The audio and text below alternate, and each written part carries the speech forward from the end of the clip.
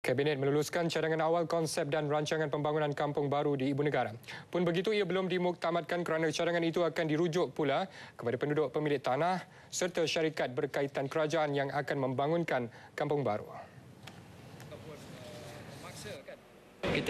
Kita bagi masa untuk bincang, perkara dalam ni akhirnya mereka lah yang berkepentingan di sana. Jadi kita nak bagi sebanyak masa kepada mereka untuk buat satu keputusan.